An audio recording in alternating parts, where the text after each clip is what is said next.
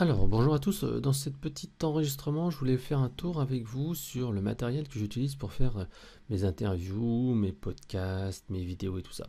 Donc en fait, j'ai actualisé un article que j'avais fait il y a quelques temps que cela pour tout simplement remettre au goût du jour le matériel que j'utilise, parce qu'en fait, initialement, il y a 10 ans de ça, j'avais quasiment, bon, peut-être pas 10 ans quand même, mais presque, j'avais investi dans un gros matériel. J'avais un réflexe, j'avais un pied d'1,50 m, enfin j'avais vraiment un sacré matos. Et c'est vrai que désormais, on peut avoir pour quelques dizaines, voire quelques centaines maximum d'euros, vous avez vraiment un équipement top qui vous permet de faire des jolies petites vidéos et des jolis petits enregistrements. Maintenant, moi j'appelle ça l'équipement du guerriero du marketing. Puisqu'en fait, désormais, moi j'utilise quasiment tout le temps un smartphone. Alors il faut avoir un smartphone de bonne qualité. Moi j'utilise un Samsung S9. Il faut avoir un micro-cravate. Je vous en parlerai après, le micro-cravate SmartLav, avec un doubleur. Et généralement, je prends un mini-pied pour le poser sur une table et ça suffit largement. Je ne me balade plus avec un pied d'1,50 m qui est tenu dans un truc à part. Et donc ça, c'est vraiment la tenue de guerriero pour faire des vidéos, smartphone, micro-cravate, mini-pied. Et après, par contre, quand on veut faire des trucs un peu plus chiadés, un peu plus propres, c'est vrai que le réflexe donne quand même des images beaucoup plus sympas, puisqu'en fait, vous allez avoir une meilleure luminosité, un meilleur grain, etc. etc. Et ça, c'est vraiment bien. Et je vous montrerai un petit peu aussi le principe des éclairages, parce que quand on fait de la vidéo, le son est important, essentiel, parce qu'en fait, c'est ça qui va faire que les gens vont rester. Si vous avez un son pourri, ça va pas être génial. Mais c'est également aussi de l'éclairage. L'éclairage, c'est le deuxième truc. L'éclairage, c'est simple. Si vous voulez avoir une belle vidéo, il faut de la lumière. C'est vraiment un truc basique. C'est la lumière. Et en fait, il faut que vous ayez un éclairage, ce qu'on appelle 3 points. C'est-à-dire que vous ayez un premier éclairage qui arrive sur chaque côté du visage. Donc en fait, à gauche et à droite, en face, vous mettez une petite lumière. Et derrière, en fait, vous mettez une autre lumière pour avoir en fait faire bien détacher la personne. Alors vous allez me dire, waouh, Fred, 3 éclairages, attends, moi je suis pas un professionnel, comment je fais? Déjà, il y a une première chose, généralement, si vous êtes dans un appartement, un salon, n'importe quoi, mettez-vous près d'une fenêtre. Déjà, vous avez un premier point d'éclairage, s'il fait beau, ça vous enlèvera en fait l'ombre du côté droit du visage. Ensuite, de l'autre côté, vous pouvez très bien prendre je sais pas, une petite lampe de bureau, un luminaire ou quelque chose comme ça. Et puis derrière, vous mettez aussi pareil une petite lampe derrière. Moi, par exemple, j'utilise des lampes de bureau. J'utilise une petite lampe aussi annexe qui est suspendue normalement à un fil et tac, je le mets devant. Alors, je vous montrerai également qu'il y a aussi des outils spécifiques pour ça avec des anneaux qui permettent d'avoir de la jolie petite visibilité. Si vous faites comme ça de la lumière avec vos lampes de bureau, vos lampes de salon, n'oubliez pas en fait qu'il existe 2 types de lampes. Il suffit d'aller en fait chez Leroy Merlin ou n'importe quel magasin de bricolage et vous verrez que vous aurez des lumières un petit peu chaudes, donc qui donnent une lumière plutôt chaleureuse, un petit peu, vous aurez un teint un peu plus bronzé, et vous avez la lumière blanche qui est un peu plus froide. Donc voilà, choisissez bien en fait la chaleur. Moi personnellement, je préfère une lumière un peu plus chaude, mais bon, chacun fait un peu ce qu'il veut, parce que moi j'ai un teint qui est un petit peu blanc, donc je préfère que ça soit un peu comme ça. Voilà. Derrière également, n'oubliez pas que si vous voulez avoir à fond derrière vous qui va être un peu flou, il faut en fait se mettre avec une petite focale derrière, c'est-à-dire qu'en fait vous allez mettre votre caméra grosso modo, allez, on va dire à 1,50 m, à 1,50 m devant vous, avec la rallonge que je vous présenterai après, votre micro-cravate, vous vous mettez là, et derrière, il faut au moins vous mettre, allez, on va dire 2-3 mètres de fond. C'est-à-dire que vous ne mettez pas, surtout pas, contre un mur directement. Il faut au contraire que derrière vous ayez du recul. Plus en fait il y aura, on va dire 1,50 m devant vous, entre vous et la caméra, et derrière, on va dire 1,50 m, 2 mètres, vous aurez un flou derrière et ça va être beaucoup beaucoup plus joli. Voilà. Alors comment je fais mes vidéos marketing avec ce fameux équipement du guerriero du marketing? Et ben en fait c'est simple, pour le son, moi j'utilise deux micro-cravates SmartLav de Rode, ça coûte à peu près 48 euros. Alors ça donne un son qui est pas mal, c'est pas forcément le plus génial de la Terre, hein. J'ai connu des micros de meilleure qualité, mais en fait si vous voulez faire un petit enregistrement dans un endroit qui est relativement calme, ça suffit largement. Ça coûte 48 euros donc, et vous trouvez ça n'importe où sur Amazon, etc. L'intérêt aussi de ce micro, c'est-à-dire que vous allez pouvoir l'utiliser aussi comme si c'était un micro pour parler. C'est-à-dire qu'en fait, si vous êtes dans un endroit qui est assez bruyant, demandez à la personne de ne pas l'accrocher en micro-cravate à sa chemise ou à son pull ou à sa veste, mais demandez-lui de le tenir devant la bouche et de parler comme si c'était un écran. Alors, encore une fois, il ne faut pas le mettre totalement devant, parce que si vous mettez totalement devant, ça fera un truc comme ça, vous serez complètement saturé. Donc il faut quand même le mettre, on va dire, on va dire 10 cm, 5-10 cm du visage, comme si en fait vous aviez, voilà, vous teniez en fait le truc à distance. Voilà, donc ça c'est, vous mettez l'écart entre votre pouce et votre index replié, là vous voyez un petit peu le truc et ça suffit largement. Donc comme je sais, pourquoi avoir deux micro-cravates? Et bien tout simplement parce que vous allez éviter le fait de passer le micro. Donc vous utilisez un doubleur Rode. Si vous avez un SmartLav Rode, il faut utiliser ce ce doubleur Rode. En fait, vous avez un port qui permet en fait de mettre deux micros et vous avez un port qui permet de mettre un casque. Et ça c'est assez sympa si vous voulez écouter en fait ce que vous faites. Voilà. Donc ça c'est assez sympa. Ça coûte 14 euros, donc c'est vraiment pas cher. Si vous n'avez pas un micro Rode, en alternative, vous pouvez utiliser un petit doubleur, par exemple le Nanny, qui coûte 9,99, donc 10 balles, et qui est adapté en fait sur tous les micros. Voilà. Alors ce que je vous conseille de prendre également, c'est une rallonge. La rallonge Rode qui coûte en fait 18 euros, ça vous permet justement d'avoir cette fameuse distance. Parce que si vous avez juste le micro de base, vous verrez que il y a peut-être 1 mètre de câble ou quelque chose comme ça. Avec la rallonge jack pour Rode, micro Rode SmartLav, vous avez je crois 3 mètres de fil. Donc comme ça vous pouvez mettre comme vous voulez, vous mettez le fil en fait qui traîne par terre, sous la table, et comme ça, tac, ça se voit pas. Pour la vidéo, moi j'utilise depuis très très longtemps un mini pied Velbon. Donc ça coûte je crois une cinquantaine d'euros, et autrement vous avez le trépied Vanguard de 57 cm qui vaut 52 euros et qui est aussi très sympa et qui vous permet en fait de faire vos vidéos. En fait maintenant moi j'utilise plus de grands pieds, ce que je fais c'est que je prends un petit pied et je le pose sur une table ou je mets sur un sac ou un truc comme ça, et ça suffit largement pour tenir parce qu'il n'y a plus besoin d'avoir un grand pied maintenant. Si vous utilisez donc avec un smartphone, il faut utiliser un petit adaptateur parce que tout le monde ne l'a pas. Et donc vous avez des adaptateurs comme par exemple le Zacro qui coûte 6 euros et vous mettez votre téléphone dessus et c'est vraiment très très très très sympa. Si vous voulez en fait faire du live, moi je vous conseille en fait de changer de webcam parce qu'en fait vous avez la webcam du PC qui est généralement une webcam assez basique. Donc utilisez la Logitech HD Pro 900 C920, ça coûte 69 euros, parfois en promo à 39, et c'est vraiment une webcam qui se clipse en fait sur l'ordinateur et qui se connecte en fait directement avec votre PC qui prend la vidéo. Et c'est vrai que la qualité, le grain est beaucoup plus fin et surtout vous avez un angle qui est plutôt 16 neuvième au milieu d'avoir un angle plutôt carré, hein, 4 tiers avec une caméra classique. Donc vraiment, on voit vraiment la différence, ça permet d'avoir une image qui est beaucoup plus jolie. Alors si vous êtes chez vous, vous pouvez également utiliser un micro pour enregistrer en mode podcast. Ça c'est ce que j'ai fait depuis déjà quelques temps. D'ailleurs celui que j'utilise actuellement c'est celui-là, c'est le iRig Studio. Ça vaut 149 euros sur Amazon. Alors là vous allez me dire, Fred, putain t'as payé un micro 149 euros, le son est pas forcément génial. Oui, alors pourquoi il n'est pas forcément génial? Parce que là je me retrouve dans une petite chambre et il y a vachement d'écho et c'est pour ça en fait que c'est pas très beau. Quand je fais ça dans mon salon où j'ai vraiment beaucoup plus de place, en fait ça résonne beaucoup moins.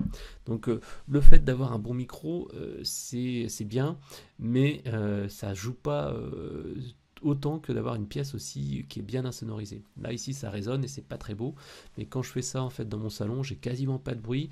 En plus je fais exprès de me mettre assez loin parce que il faut pas mettre trop près le micro du PC. Si possible, mettez-le vraiment à on va dire le plus loin possible, puissiez au moins toucher le clavier.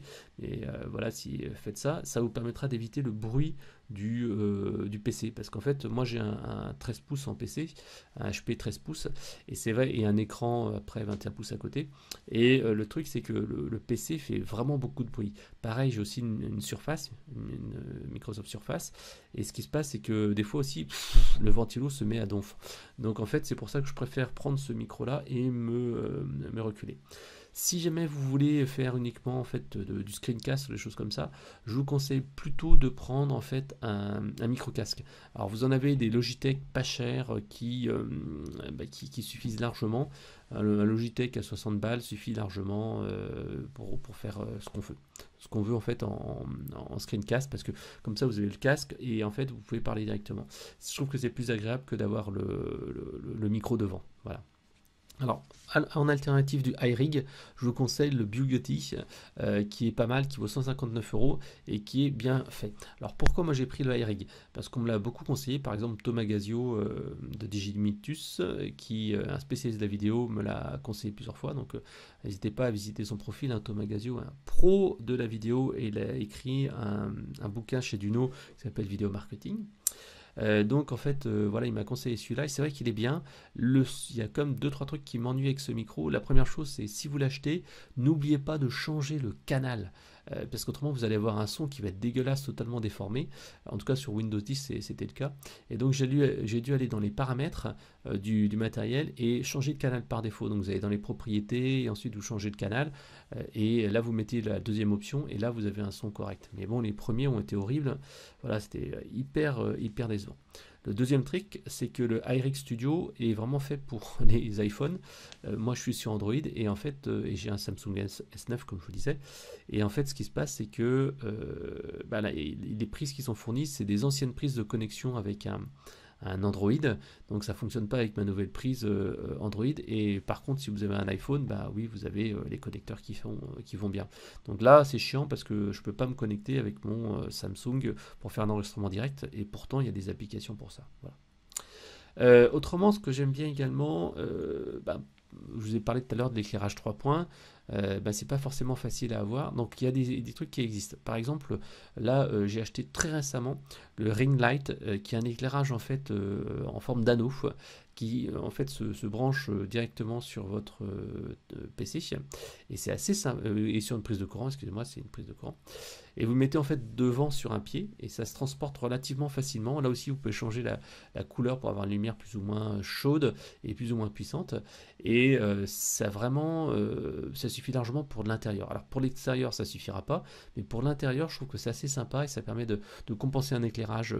Par exemple, si vous voulez filmer la nuit chez vous le soir, vous avez un petit éclairage qui vous donne un air un petit peu sympa, quoi. Voilà. Donc et ça fait une lumière un peu plus homogène que des cubes. Justement, il y a d'autres trucs qui existent, des petits cubes, ça coûte 100 balles pièce, qui sont très compacts, c'est vraiment tout petit, ça tient même sur un appareil photo, et ça donne en fait plutôt un éclairage mode torche. Et ça, je trouve que c'est bien quand vous voulez faire justement un 3 points, c'est-à-dire que vous mettez chaque côté une torche, donc 100 balles, ça fait un peu cher, hein, 200 balles, mais vous avez de chaque côté en fait un petit éclairage que vous pouvez transporter partout.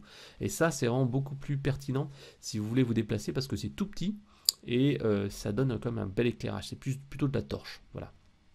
Alors ça, c'était vraiment l'outil en transition entre le Guerriero et le Pro. Donc le Pro, c'est ce que je vous explique maintenant, c'est quand vous voulez vraiment faire des témoignages clients, faire des films d'entreprise et tout le bordel, et passer pour un pro, là oui, vous pouvez prendre un réflexe. Moi par exemple, j'ai le D7000, et c'est vrai que j'ai acheté il y a très longtemps, et maintenant ça vaut quoi, dans les 1000 balles. Donc en fait, ça donne vraiment des belles images.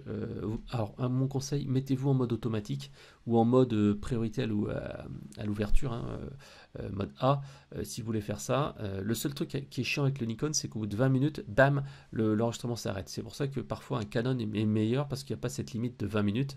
Et comme moi je suis très bavard, ça me met à jouer des tours des fois de temps en temps. Donc voilà. Donc avec ça, bien sûr, vous prenez toujours votre pied. Le mini-pied Velbon là, qui fait les 50 cm fonctionne très bien. Vous prenez également la rallonge et le micro-cravate, etc., etc. Donc voilà, ça c'est des choses assez intéressantes à utiliser avec votre réflexe. Alors, maintenant, vous allez me dire, voilà ce qu'il faut acheter, mais qu'est-ce que je dois surtout pas acheter? Alors, la première chose, n'achetez pas un appareil photo réflexe si vous êtes un amateur. En fait, il faut être clair, pour se former et faire des belles vidéos, des belles photos avec un réflexe, il faut y passer au moins 2 jours complets. Et moi j'ai suivi des mini-formations avec Je veux être photographe. Je crois que j'ai fait 3 sessions, 4 sessions l'après-midi. Et c'est le seul moyen de progresser un peu parce qu'autrement vous allez galérer un peu dès que vous allez sortir du mode automatique. Voilà. Donc le réflexe maintenant c'est vraiment plus du tout indispensable. Vous pouvez même prendre un Lumix, un appareil photo de type Lumix qui vaut quand même, je crois que ça vaut dans les 800 ou 1000 balles, est largement aussi bien qu'un réflexe. Enfin, voilà, peut-être pas des réflexes haut de gamme, mais pour le prix, en fait, vous avez un appareil photo qui est simple à utiliser, qui a vraiment des gains au niveau de la luminosité et qui permet de faire des choses vraiment très très sympas. Donc, ne prenez pas un réflexe si vous n'êtes pas si vous n'avez pas un usage professionnel, si vous n'avez pas un peu de temps à vous y accorder, etc., etc. Voilà. Alors l'autre chose aussi, j'ai acheté une GoPro une fois, j'ai acheté même une GoPro, ça valait plus de 200 balles, et c'est vraiment de la merde pour faire de la vidéo interview, de la vidéo marketing, parce que l'autonomie est vraiment merdique. Alors moi je l'ai acheté il y a 4-5 ans, et vraiment j'ai été super déçu parce que il n'y a pas de flash, il n'y a pas enfin, les pieds sont un peu dégueulasses, tout le matériel coûte cher, il n'y a pas d'autonomie, la prise de vue je trouve qu'elle est un peu déformée, la prise de son je trouve que c'est pas non plus génial. Bref, n'achetez surtout pas une GoPro, voilà. La caméra vidéo non plus, n'achetez pas. Moi j'ai un ami qui en a acheté un, il l'a sorti une fois ou deux, mais c'est vrai que ça donne des belles images quand on veut faire des films et tout ça, mais c'est pas du tout adapté pour faire de la vidéo. Voilà, la vidéo marketing en tout cas. Alors après, donc faire de la vidéo à distance, avec la période de confinement, faire des vidéos en face à face c'est compliqué. Donc moi ce que je vous conseille c'est d'utiliser un peu le matos que je vous ai expliqué et présenté tout à l'heure, mais on va utiliser aussi des outils pour faire des conférences à distance. Alors la première chose, n'hésitez pas à utiliser des logiciels qui vont permettre d'améliorer un peu le traitement audio. C'est vraiment important comme je disais l'audio, parce que vous serez à distance et généralement à distance l'audio est un peu merdique. Donc utilisez des outils comme par exemple Auphonic. Auphonic est un outil gratuit en freemium qui vous permet de faire de la retouche de vidéos et les mettre par exemple en MP3 avec une retouche, une égalisation du son. En freemium, donc 2 heures par mois, ça suffit largement pour faire un petit traitement. Donc ce que vous faites, vous prenez la vidéo, enregistrée avec votre interview vidéo, vous la passez dans Auphonic et il vous sort le MP3, il vous sort même la transcription. Donc ça c'est pas mal. En alternative, vous pouvez utiliser un logiciel PC comme Audacity qui est assez sympa, qui permet de faire de la manipulation. Voilà. Une petite astuce également, si vous faites de l'enregistrement à distance, si vous avez peur que ça plante, enregistrez votre voix en local avec un outil comme Camtasia et ScreenFlow, ça permet d'enregistrer directement chez vous. Voilà. Alors si vous voulez faire un enregistrement à distance, une interview, et que vous avez peur en fait du son, parce que des fois c'est vraiment le bordel. Donc vous pouvez utiliser par exemple WhatsApp.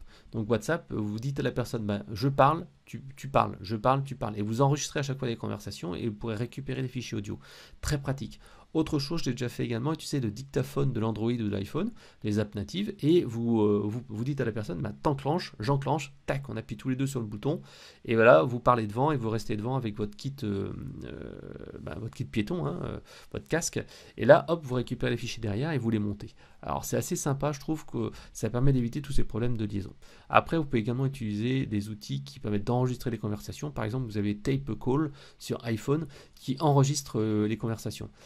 Parce que tout simplement, en natif, vous n'avez pas le droit. C'est interdit d'enregistrer, et c'est même impossible techniquement, d'enregistrer un appel téléphonique sur son téléphone. Essayez, vous verrez, ça ne marche pas. Donc c'est pour ça que vous pouvez utiliser des outils qui détournent un peu ce système-là. Donc si vous ne voulez pas enregistrer avec un téléphone et avoir un fichier local, vous pouvez utiliser aussi des logiciels de vidéoconférence comme par exemple Jitsi. Ça c'est un outil open source qu'on installe, mais autrement vous avez Zoom Us, vous avez Livestorm, vous avez Google Hangout, vous avez Microsoft Teams qui sont assez sympas. Mon préféré reste quand même Zoom parce que tout simplement vous avez la possibilité d'appeler un téléphone. Alors ça ne sera jamais aussi bien qu'un vrai téléphone parce que je pense qu'il passe par une téléphone VoIP, c'est-à-dire qu'il passe par internet, donc la qualité n'est pas géniale, mais c'est mieux quand même que comment dire, la VoIP par l'ordinateur, la voix par l'ordinateur. Si vous voulez faire uniquement un podcast, alors vous pouvez utiliser plusieurs outils. Par exemple, Stéphane Truffen, avec qui j'ai fait une interview il n'y a pas très longtemps, a utilisé Zencastr, qui est assez sympa. C'est 20 balles par mois où il y a une possibilité de payer à l'usage. Autrement, vous avez Squadcast et vous avez Ringer, qui sont également d'autres outils qui permettent de faire des podcasts comme ça. Voilà. Petite astuce, si vous faites comme ça, d'utiliser un logiciel de visioconférence, économisez un minimum de bande passante et supprimez tout ce qui est Outlook, Teams, etc., Skype, parce que ça bouffe de la bande passante. Utilisez un réseau filaire et pas le Wi-Fi.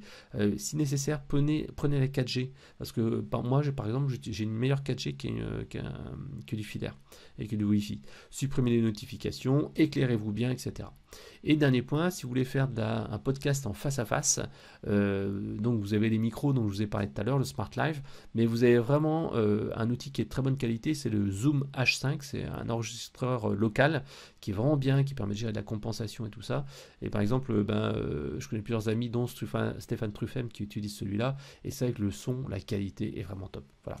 Donc j'espère que ça vous a plu, ces petits conseils. Si vous voulez en savoir plus, visitez le site Conseil Marketing. Vous avez juste à taper dans Google le matériel que j'utilise pour faire mes interviews vidéo et mes vidéos marketing avec Conseil Marketing, et là vous allez retrouver l'outil. Bye.